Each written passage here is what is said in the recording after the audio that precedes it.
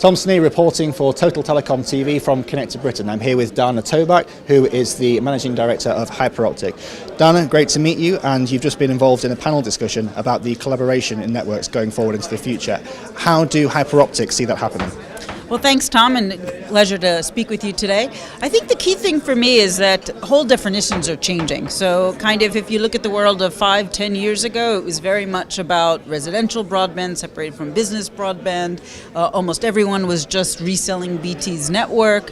And I think what's interesting about today is how things are changing. It's not just about residential or business. We do both residential and business, for example, and we work with various carriers and fiber partners in order to make that happen. And we're very agile. We don't have just a very simple system of resell BT and that's it. We want to make our own product. We are making our own product.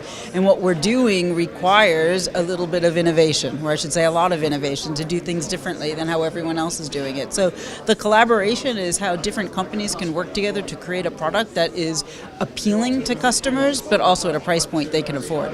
And in terms of Hyperoptic's involvement going forward, obviously you guys see the future being in ultra-fast fiber optic. Absolutely. I mean, it's 1 gig all the way. We'd love to see a gigabit Britain, have to rename the conference, but other than that, I think it would be very well to do.